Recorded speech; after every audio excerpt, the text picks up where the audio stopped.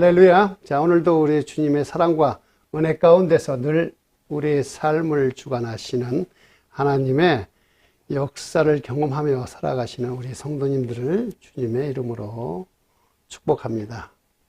자, 지난번에 우리는 그 하나님께서 아브라함에게 두 가지의 그 예고에 대한 말씀을 주셨는데, 하나님께서는 아브라함에게 이제 첫 번째가 아들이 있을 것이라는 첫 번째 그 예고의 말씀, 그 예언을 주셨고, 두 번째로 이제 소돔과 고모라의 그 죄악을 살펴보고 그들을 심판하시겠다는 그 두 번째 예언을 말씀해 주셨지요. 그런데 그 소돔의 아브라함의 그 조카 롯이 지금 살고 있어요. 그래서 아브라함은 하나님과 그 대면하던 그 자리를 떠나지 못하고 소돔을 위해서 하나님께 간구했습니다.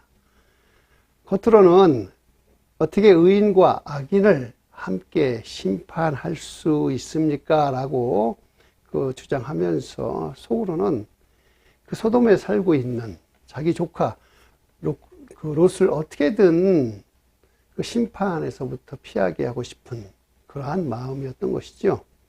하지만 아브라함은 하나님께 자신의 조카인 롯에 대해서는 한마디도 하지 않았어요. 왜냐? 하나님께 자기 조카 롯을 꼭 구해달라고 매달리지 않았어요. 대신에 아브라함은 자, 오늘 다음과 같은 세 가지 방법으로 하나님께 간구했는데, 이것이 바로 중보 기도의 그 모범이 되는 그 원리이고, 우리는 이 원리를 통해서 하나님께 간구할 때 그 간구를 하나님께서 들어주신다라는 것을 오늘 말씀을 통해서 우리는 알 수가 있습니다. 자, 그래서 우리는 아브라함은 어떠한 방법으로 그 중보기도의 원리로 하나님께 간구하였을까요?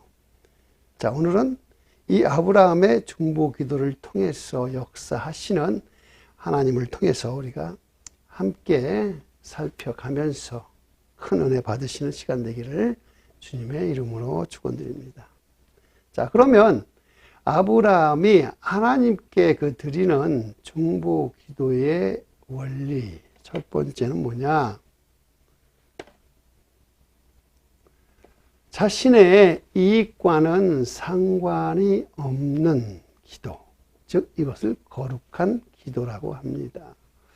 자, 24절을 보면 그 성 중에 의인 50명이 있을지라도 주께서 그곳을 멸하시고 그 50의인을 위하여 용서하지 아니시리이까. 아멘.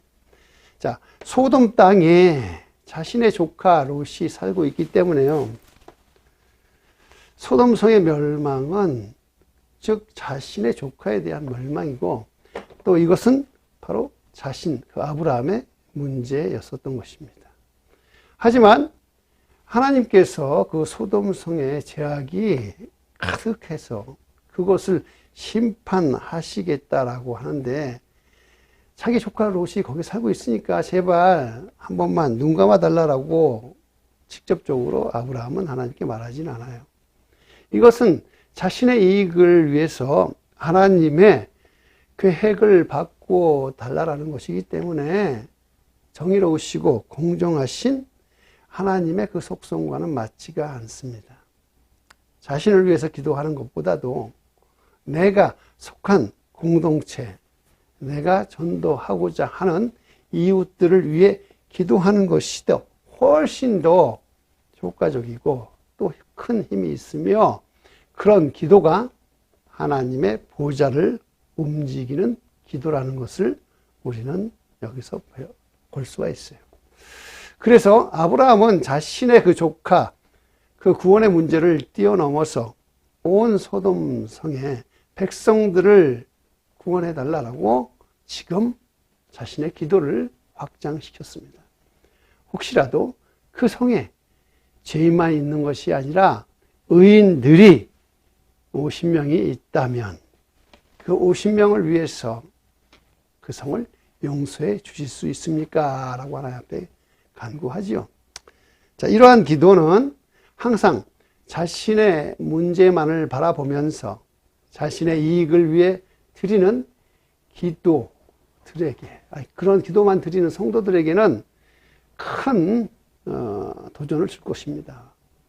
우리 성도님들 혹시라도 남을 위한 기도의 그 분량이 어느 정도 된다라고 생각하십니까?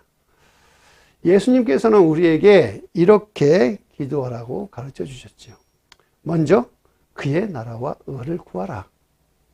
하나님의 나라를 위해서, 또한 하나님의 영광을 위해서 드리는 기도, 또한 내 이웃을 위해서 기도하라. 즉 내가 아닌 다른 사람을 위한 기도. 이것이 바로 중보기도이고, 이러한 중보기도는 나의 그 이기심을 넘어서면서요, 그 나라는 그 한계를 뛰어넘어서 한 번도 내가 본 적이 없는 사람들, 나와는 상관없는 사람들을 위해서 나의 시간과 나의 정력을 들여서 간구하는 기도, 그 기도라는 것입니다. 계속해서 그러면 우리는 아브라함이 드리는 두 번째 그 기도, 원리 하나님의 공의에 호소하는 기도, 이것은 담대한 기도라고 하는 것이죠. 자, 25절을 보면요, 주께서 이같이 하사 의인을 악인과 함께 죽이심은 부당하오며 의인과 악인을 같이 하심도 부당하나이다. 자, 일개 그 피조물인 아브라함이 창조주이신 하나님께 당돌하게 의인을 악인과 함께 죽이시는 건요, 부당해요. 좀 이렇게 이야기하죠. 자, 이렇게 말하는 아브라함은 정말로 하나님 앞에 참 당돌해 보여요. 하지만 하나님의 공의를 알고 있는 아브라함은 이런 하나님의 공의에 호소하고 있어요. 이러한 기도의 모습, 아브라함이 바로 이러한 기도, 담대한 모습이라고 할 수 있습니다. 하나님의 그 의로우심과 인자하심을 믿기 때문에 의인을 사랑하시는 하나님을 믿기에 이렇게 담대하게 기도하는 아브라함은요, 어느덧 처음에 믿음의 시작에서부터 벌써 믿음의 사람으로 성장했다는 것을 보여주고, 또한 중보 기도의 능력을 믿는 사람이 되었다는 것을 우리는 알 수가 있습니다. 그런데 세상에는 악인은 없다라고 성경은 말합니다. 세상의 의인은요, 하나님 앞에 절대로 의인이 있을 수가 없어요. 그런데 사람들은 자기의 자기의 개인적인 그 이성적인 판단, 자신의 지식이나 경험으로 인해서 사람들을 의인으로 보고 있습니다. 그러다 보니까 교회 안에도요, 많은 의인이 있는 것처럼 보이고 또한 그렇게 생각을 하고 있어요. 실제로 교회 안에는 하나님이 보시기에는 의인은 없어요. 왜? 다 하나님 앞에 죄인이기 때문에. 하지만 사람들은 그 사람들, 교회에 있는 사람들의 행위를 보고서 그들을 의인이라고 생각을 하죠. 이것도 마찬가지로 아브라함 눈에는요, 지금 소돔과 고모라에도 의인이 있다라고 생각하는 거예요. 그러나 하나님의 눈에는 의인이 없다라고 성경은 분명히 말해줘요. 이것을 우리는 심각하게 생각해 봐야 되는데, 이거 뭐냐? 우리는 너무나 당연하게요, 교회에 다니면서, 그리고 예배를 드리고, 또 기도를 하고, 헌금 드리고, 또 봉사하고 하면, 그저 막연하게 언젠가는 내가 천국에 들어갈 거라고 생각을 하고 있죠. 이것이 바로 아브라함 눈에 지금 소돔에도 의인은 있을 거야 라고 생각하는 것과 마찬가지입니다. 그러나 하나님은 분명히 말씀하셨어요. 세상에 의인은 없다라고. 우리는 그 말씀을 꼭 기억해야 합니다. 그렇기 때문에 중보 기도는 중보 기도자를 포함해서 모두 다 죄인이고, 그러한 죄인을 대표해서 중보 기도자가 기도하는 것입니다.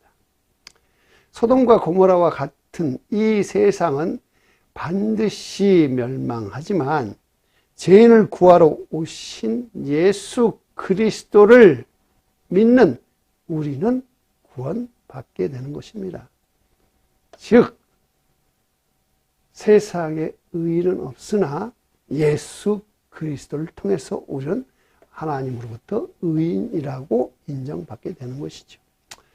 자, 계속해서 아브라함이 하나님께 드리는 중보기도의 원리 세 번째, 염치 없이 끝까지 매달리는 기도. 이거는 해결하는 기도라고 하는 것입니다. 또 다른 말로는 능력의 기도라고 볼 수 있습니다. 자, 28절부터 32절까지를 봅니다. 50의인 중에 5명이 부족하다면 그 5명이 부족함으로 말미암아 그 온 성읍을 멸하시리이까. 이르시되 내가 거기서 45명을 찾으면 멸하지 아니하리라. 아브라함이 또 아뢰되 이르되 거기서 40명을 찾으시면 어찌하려 하시나이까. 이르시되 40명으로 말미암아 멸하지 아니하리라. 아브라함이 이르되 내 주여 노하지 마옵소서 말씀하게 하옵소서. 거기서 30명을 찾으시면 어찌하려 하시나이까. 이르시되 내가 거기서 30명을 찾으면 그리하지 아니하리라. 아브라함이 또 이르되 내가 감히 내 주께 아뢰나이다. 거기서 20명을 찾으시면 어찌하려 하시나이까. 이르시되 내가 20명으로 말미암아 그리하지 아니하리라.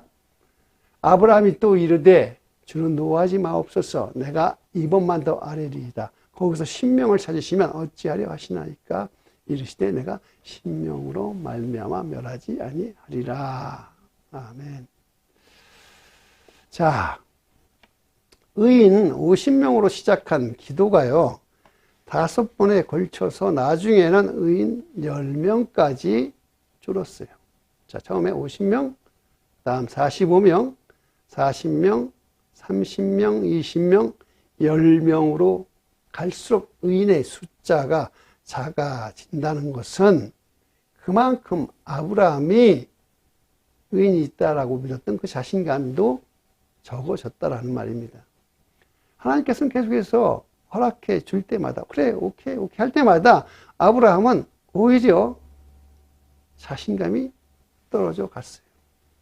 소돔성의 그 많은 사람들 중에 의인들의 숫자가 이렇게나 없을까 하는 의구심과 불안감으로 인해서 아브라함은 하나님을 붙잡고 마치 무엇을 딜하듯이 그저 매달렸죠. 마침내 10명까지 이르자 아브라함의 마음 한편으로는 그래도 롯의 가족 숫자 생각해서 이 정도는 있지 않을까 하고서 그러한 마음으로 간구를 마쳤어요. 자, 이러한 과정을 겪으면서 아브라함은 하나님 앞에 어떤 한 느낌을 받는데 그것은 뭐냐? 수치심. 즉, 자신의 그 인간들의 그 죄성을 느끼기 시작을 했어요. 얼마나 죄인들이 많으면 저렇게 소돔성에 의인이 없을까? 의인을 찾기가 얼마나 어려울까? 얼마나 의인이 없으면 하나님께서는 저렇게 자신 있게 그래, 오케이 하고 장담을 하실까? 이럴 때마다요, 아브라함은 하나님 앞에서 수치심을 느껴요. 그래서 하나님 앞에 다시 한 번 더 말씀드리는데 노하지 마시옵소서, 노하지 마시고 이것. 즉 하나님 앞에 너무나 뭐냐면 창피하고 수치심이 들어서 너무 어찌할 줄 몰랐어요. 바로 이것이 바로 중보 기도자가 늘 하나님 앞에 기도할 때 느껴야 되는 감정이라는 것입니다. 자, 중보 기도는 그 기도할 때 느끼는 수치감을 감내해야 되는 것입니다. 예수님이 우리의 죄를 대신해서 그 수치심을 감당하시고 십자가에 달려 돌아가셨듯이 중보 기도자는요, 죄인들을 위해서 그저 그 하잘 것 없고 가치 없는 그런 죄인들, 이것은 중보 기도자도 똑같은 죄인의 입장에서 하나님 앞에 죄를 용서해 달라고 할 때 수치심을 느끼는 것, 이것이라는 것입니다. 그래서 오늘 우리는 이 말씀을 통해서 하나님께서 우리에게 주시려고 하는 것은 무엇일까? 우리가 깨달아야 되는 것은 무엇일까 하는 것을 알아보면요. 그것은 첫째로 특별하게 중보 기도자로 부름받은 사람은 없다라는 것입니다. 자, 아브라함은 자기 조카 롯을 위해서 하나님께 간구했습니다. 하지만 롯만 구원해 달라고 하지 않고 소돔에 있는 모든 사람을 구원해 달라고 했기 때문에 결과적으로는 아브라함은 소돔성을 위해서 중보 기도한 것이 된 거죠. 현재 교회 안에서는 특별한 사람들, 좀 영적인 사람들만이 중보 기도를 드린다라고 하는 그러한 잘못된 생각들이 내재하고 있어요. 하지만 성경은 한 번도 그러한 말을 해준 적이 없습니다. 오히려 사도행전 12장 5절에 이에 베드로는 옥에 갇혔고 교회는 그를 위하여 간절히 하나님께 기도하더라. 즉 베드로를 위해서 기도한 사람들은 특별하게 택함을 받은 중보 기도자들이 아니라 온 교회에 온 성도가 함께 기도드렸습니다. 또한 사도 바울은요, 에베소서 6장 18절에 모든 기도와 간구를 하되 항상 성령 안에서 기도하고 이를 위하여 깨어 구하기를 항상 힘쓰며 여러 성도를 위해서 구하라 라고 말씀했어요. 이것은 중보 기도는 모든 그리스도인들에게 있어서 삶의 일부라고 하는 것입니다. 즉 중보 기도자는요, 예수 그리스도를 믿는 모든 사람은 다 중보 기도자가 됩니다. 그리고 두 번째, 우리가 깨달아야 할 것은 무엇이냐? 하나님 앞에서 기도하면서 수치심을 느낄 때 그 문제는 반드시 해결된다는 것입니다. 이것이 아주 중요한 건데요. 수치심은 바로 죄로 인해서 느끼는 것입니다.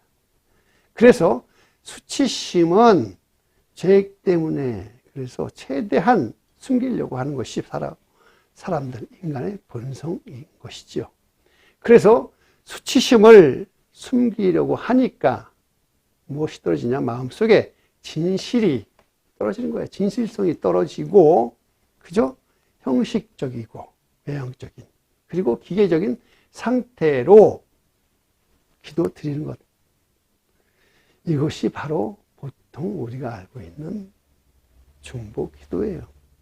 하지만 하나님 앞에서 자신의 수치스러운 문제를 내어놓고 기도할 때에 마음에 진실함이 담겨 있고 이 문제만은 꼭 해결해야 됩니다라고 하는 마음에 진실성이 담겨져 있어요. 그래야 하나님의 그 긍휼함을 얻을 수가 있는 것입니다.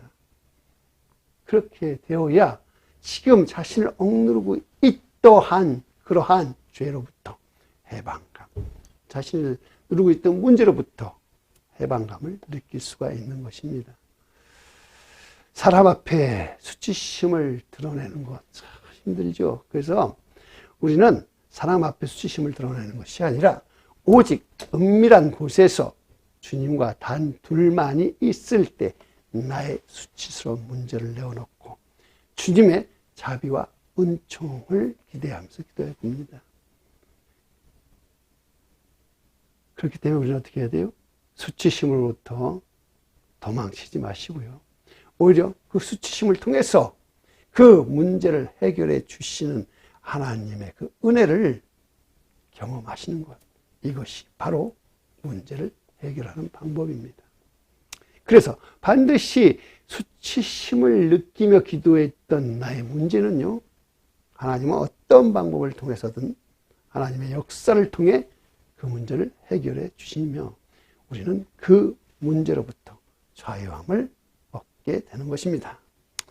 자, 이제 말씀을 한번 정리해 보면 아브라함은 소돔에 있는 조카 롯 때문에 소돔에 있는 모든 사람들을 위한 기도가 되었던 것이지요. 하지만 아브라함이 그렇게 애절하게 기도했던 소돔은 그 고모라는요 결국 멸망하고 말아요. 왜 그랬을까요? 아브라함 눈에는 의인처럼 보이는 사람이 있었다 할지라도 하나님의 눈에는 다 죄인들 뿐입니다. 즉 의인 10명조차도 없었다라는 것입니다. 하지만 아브라함의 중보기도는 결코 땅에 떨어지지 않았습니다. 왜냐? 아브라함은 하나님 앞에 계속해서 매달리며 간구했을 때에 자신이 수치심을 느꼈어요. 그래서 하나님 앞에 노하지 마세요 했지만 그것을 통해서 자신이 죄인임을 다시 한번 깨닫게 되었고 결과적으로 자신의 유익과는 상관없는 남을 위해 기도했지만 하나님께서는 아브라함에게 더 큰 은혜를 내려주셨던 것입니다. 자, 사랑하는 우리 성도님 여러분, 우리는 모두 다 중보 기도자입니다. 왜? 예수 그리스도를 믿는 자들이기 때문에. 그렇기 때문에 우리는 하나님의 그 나라와 영광을 위해서 기도하고 또 이웃을 위해서 기도하는 것이며 또한 기도하기를 주님의 이름으로 축원드립니다. 그러나 하나님의 나라와 영광을 위해서 이웃을 위해서 기도하지만 결과적으로 그 기도가 나를 향해 있다라는 것도 기억하셔야 합니다. 내가 중보기도 하는 그때에 나는 주님 앞에서 내가 죄인임을 또한 깨달으면서 주님 앞에 수치심으로 머리를 조아리며 기도하는 것이에요. 그럴 때 하나님의 긍휼하심으로 귀한 은혜와 하나님의 해결이 우리 위에 내려온다라는 것을 기억하시면서 우리 함께 기도하시겠습니다.